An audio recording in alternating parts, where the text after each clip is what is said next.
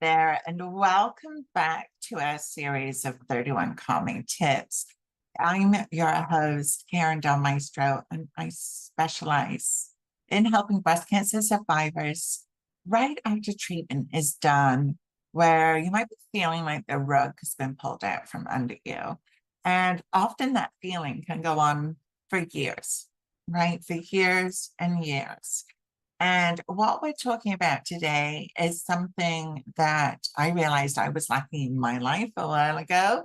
And I have a sneaky suspicion that it might be something that's relevant for you too. If you see me looking down, I've got some notes here. So if you're watching the video, you might see me looking down. There's one thing I know that I want to get in front of me right now, but I forgot. Okay, here we go. So grace and space. What is it? Right? Well, it's the grace to allow yourself to recover. It's the grace to feel whatever you're feeling. And it's the space to allow yourself to do that.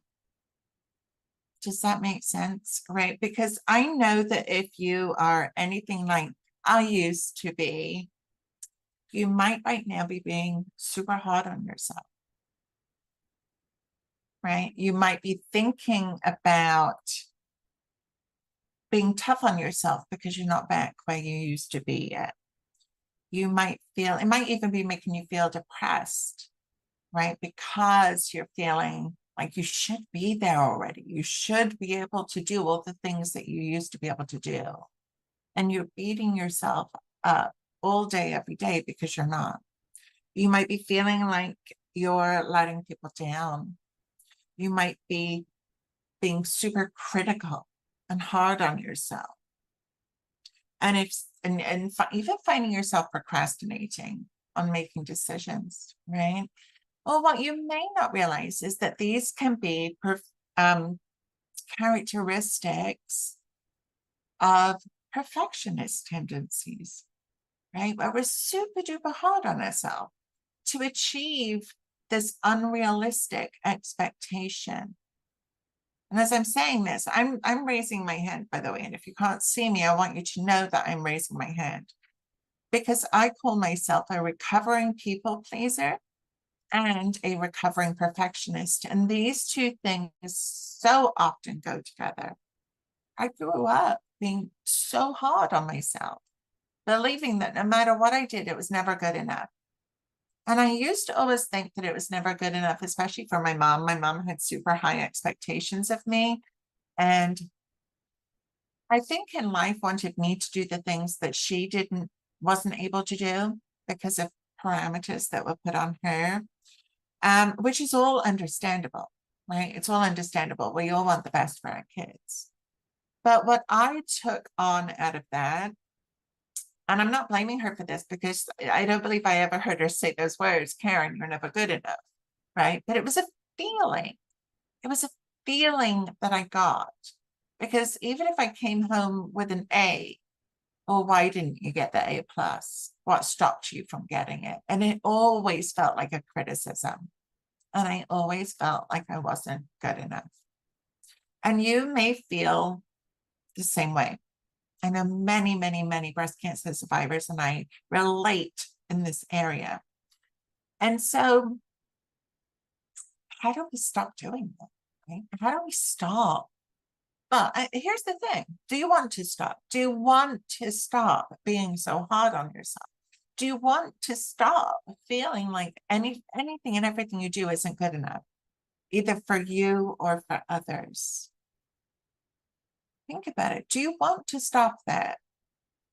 Because I can show you exactly how to do it. That's what we do in Thrivership School. It's unlearning those behaviors that we've been living, those rules that we've been living by all our life. Unpacking them, letting them go, and inviting in a kinder, easier life. And this is where you'll hear me say, give yourself grace and space. Because when we're being hard on ourselves, when we're beating ourselves up, when we're feeling like nothing we ever do is good enough, either for ourselves and or for others, it doesn't feel good. And it keeps us stuck. It keeps us spinning our wheels. And yes, it can feel really depressing because we don't see a way out. I want you to know that I understand. And I invite you to listen to this episode or watch this episode with an open mind, and then start to invite in the feeling of grace and space. Now, this is especially helpful when we're going through a transitional period in life, right? Which we are when we're done with active treatment and we're going into the next phase of recovery, which is after active treatment ends, but we're rarely told that.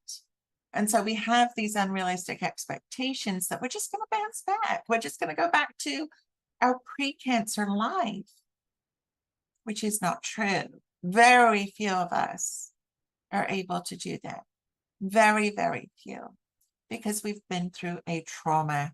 Whether you've been diagnosed with DCIS, stage 1, stage 2, stage 3, and especially stage 4, because you're living in that place of trauma.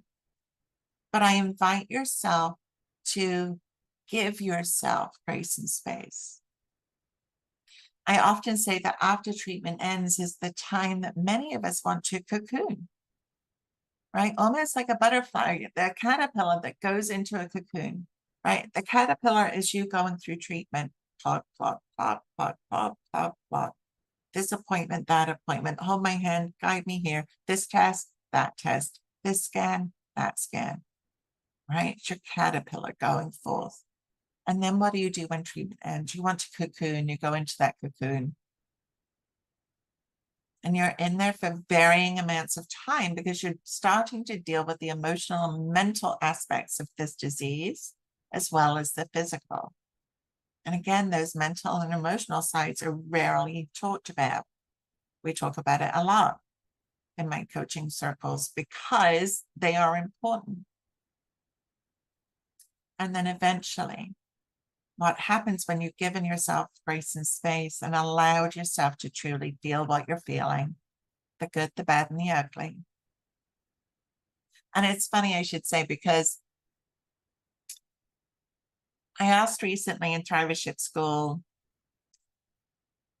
we were doing an exercise in one of our workshopping classes, and it was about identifying our thoughts inside. And one of the questions was, what are your superpowers? And that can be hard for us to acknowledge. And so I asked, okay, well, let's flip it, right? And if I were to ask you, what are my superpowers? And they came very easily, right? Because it's so easy for us to acknowledge and see those things in others, but it's not easy to see it within ourselves. But I want to say that one of the things that was brought to my attention was my vulnerability, the fact that I do share the ugly sides, because I don't want you to feel alone. I know that this disease is hard. And often, and I've heard this so often, how much harder it is after treatment because your medical team has taken that step back. And you're kind of wondering, like, what am I supposed to do now? Well, cocooning is very, very often what we do. And that, if we allow ourselves and give ourselves the grace and space to do that, is such a valuable thing. It's almost like, give me time to catch my breath here. I just want to hit the pause button. You might even be thinking, just send me off to a desert island for 3 months where I get to just take care of me and I don't have to focus on anybody else, right? I know that feeling. I've had that feeling before. But this is your cocooning stage where you're saying, I just need to take care of myself.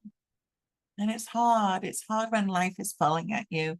It's hard when you're putting unrealistic expectations on yourself.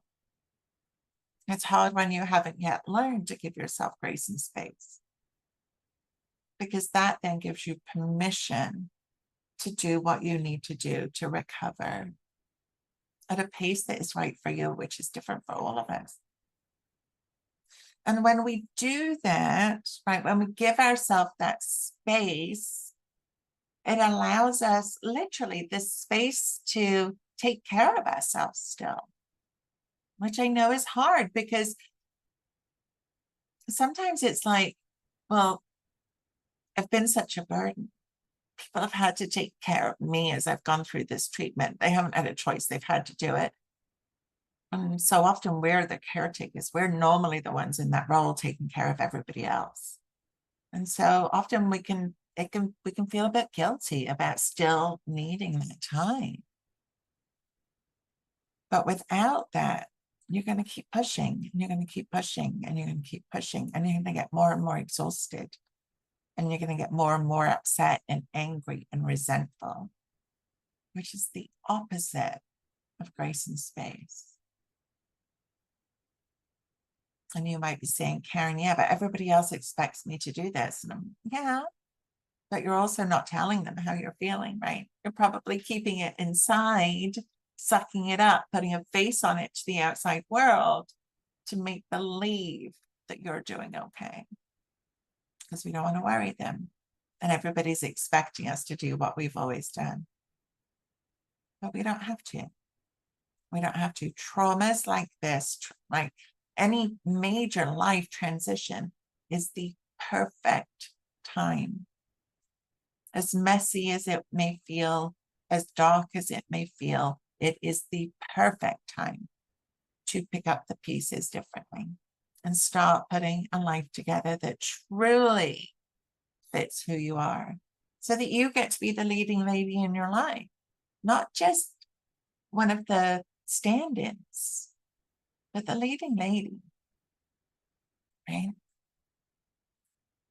Now, the other thing that creating grace and space and learning that concept does for you is it can actually help with your resiliency, right? It's like building a muscle. All of these things are like building muscles, and it takes time and it takes practice, but showing how to give yourself grace during difficult times. Grace here might look like, let's say you're going through,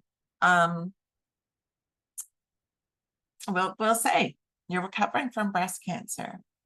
And perhaps you're putting a lot of pressure on yourself that you should be eating better. You should be eating cleaner. You should be eating vegetarian, perhaps. Perhaps you're putting these kind of rules on yourself, right? You know that it's something you should be doing to be healthier and to affect your risk of recurrence, right?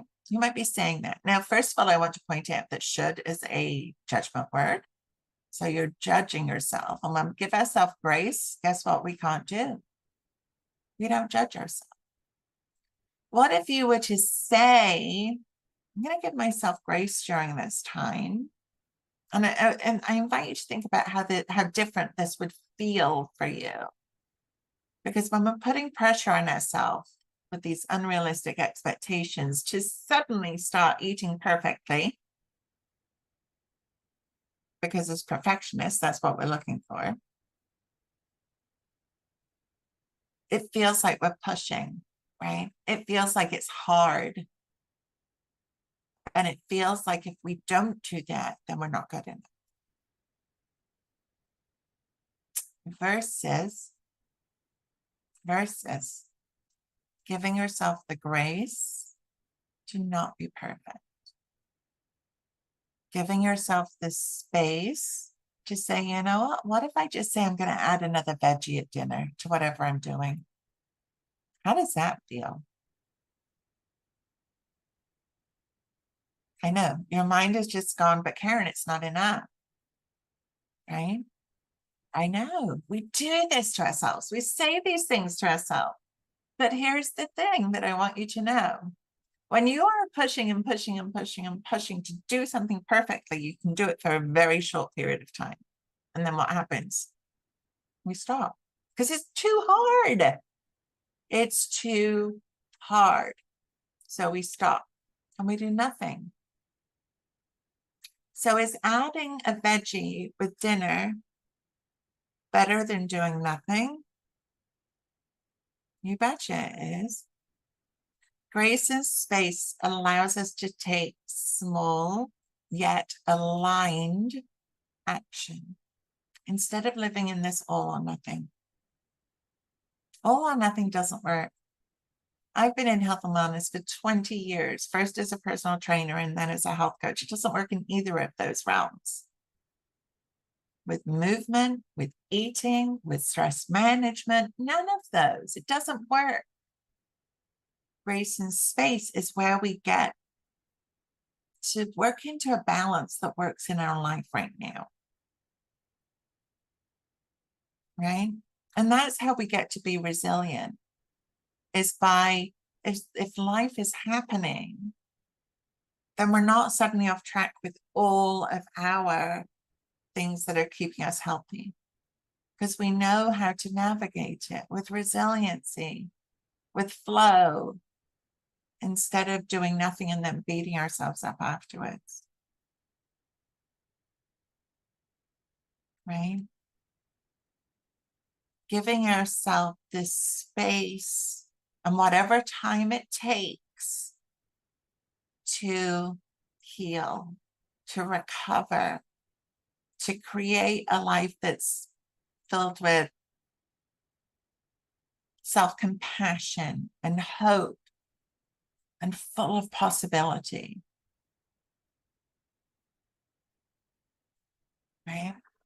Because that's what it's really about. And when we are living in this place of perfection and putting super hard pressure on ourselves, it's not where grace and space live. It's the opposite.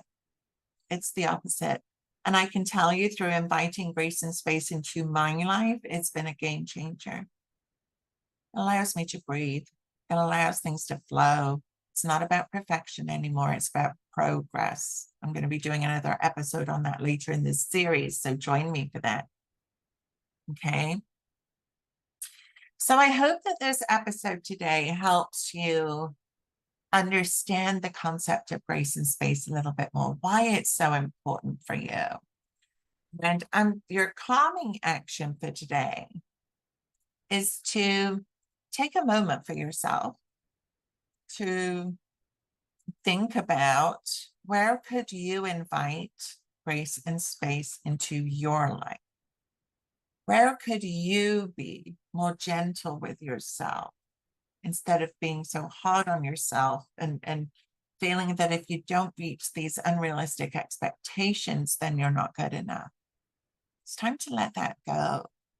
It's not serving you, I promise. It's making you feel worse. And I don't want you to feel like that.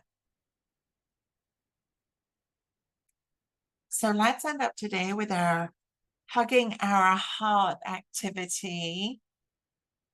Left hand over your heart, right hand on top, giving your heart a gentle, gentle hug. And I'm going to invite you today to make sure that you're speaking to your 10-year-old self, because it's her that learned these perfectionist tendencies. It's her that started to put so much pressure on herself. And maybe it was imposed by others. Maybe that's how you learned. But I want you to be really clear that this message is for her today, because you're still carrying those worries inside of you now. Even though you might be better, even though you may not be as hard on yourself as you used to be, there's still room for growth. And I know that personally. So as we hug our heart, I invite you to send these words to your 10-year-old self. Either say it out loud or in your head. You are loved. You are safe. I've got you. I love you. Thank you so much for watching. I will see you in our next episode. Bye for now.